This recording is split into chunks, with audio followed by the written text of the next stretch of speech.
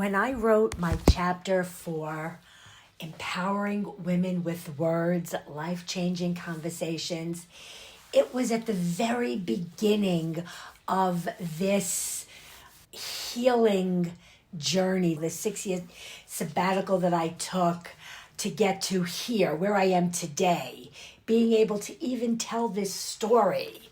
It's kind of crazy because I wrote this book with these women, 15 other women. It became a bestseller on Amazon. The stories are phenomenal.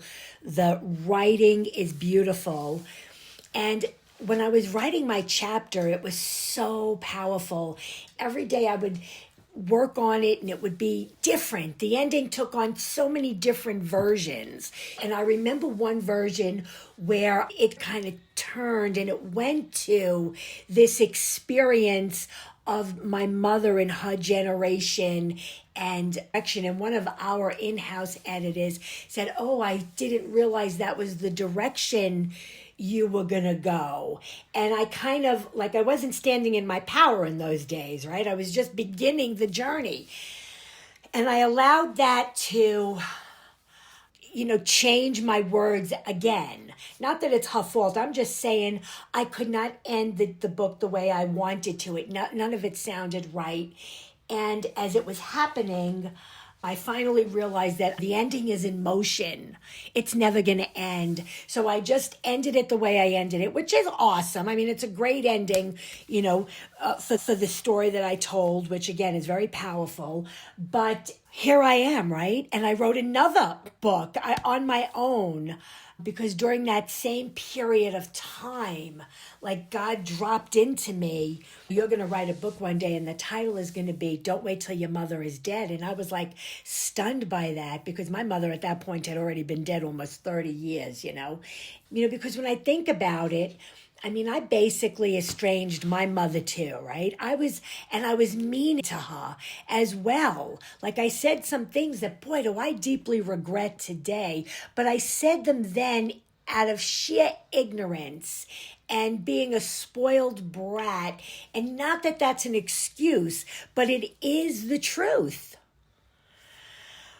And I always used to say that I was mean to my mother because I was mean to her. I would always call her back and, we would just go on and she just tolerated that. And, it's stunning to me now because when I see what these kids are doing to their parents, those that are vicious and ugly, even more vicious and ugly than I was, because they not only stop contact, they don't share nothing. They've taken it to another level. And I could see that level. I could feel that level in my bones.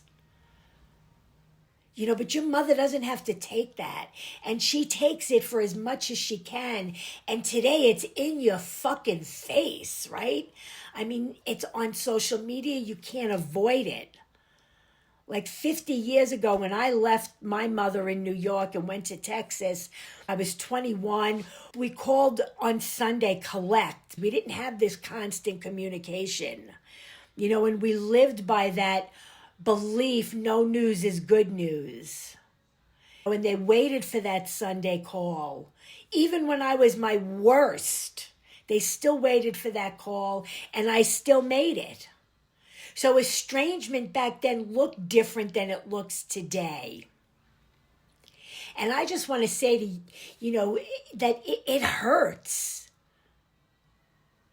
I haven't experienced estrangement from my children the way some of these mamas have I'm not even going to talk about it, but you could hear their cries in these groups and it's heartbreaking.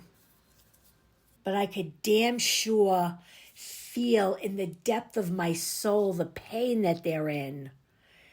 Because I know the pain that I put my mother in. I really don't believe that we are designed or created to disconnect from these family bonds. We could change them. We can put up boundaries around them. but with respect, right? And here's how that happens. That happens only when you can forgive yourself. Because we're all human, we're all hurt, we're all wounded, we all carry our own shit, whether anybody else could understand what that is or not. Somebody else might look at your life and think, oh my God, you baby. Like, big fucking deal. That's what happened to you. But you know what? That whatever happened to you that caused that, we're going to just go with the fact that that's your scar, and it could be as big as it could be. I don't get to judge that. All I get to do is come to myself, into my own body, forgive my own shame, pain, guilt, disbelief of things that I even could fucking do or say sometimes. I just got to say the truth. I mean, I know it. I just never knew it in this context. And that's why this is so powerful. Because this strips it down raw to the bone, baby. It's about you. It's about you. It's about you.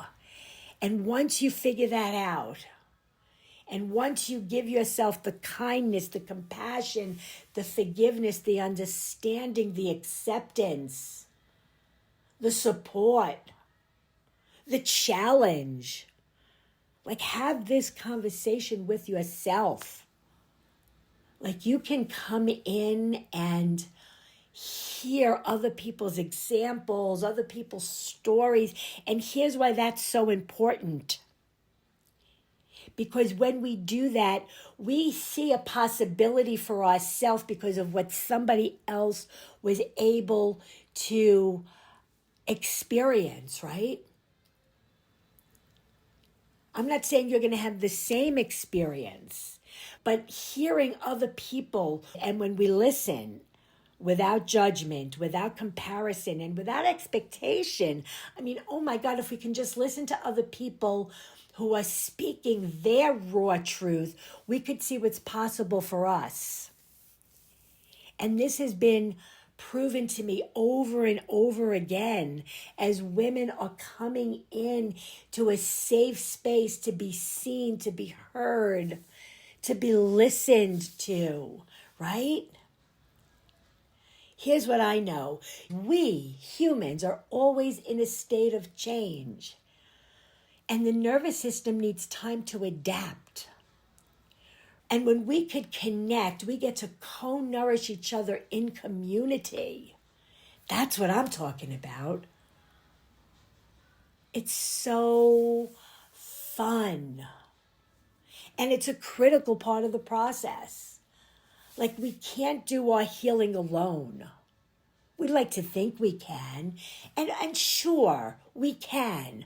But that's taken the long way home. I'm talking about really coming together in community for personal, professional, just all the things, for friendship, for love, for guidance, for leadership. And who are we leading? We're leading ourselves. We learn to lead ourselves in a group when we can express and experience the story in a beautiful, loving, safe way, right? Without projecting, without building story.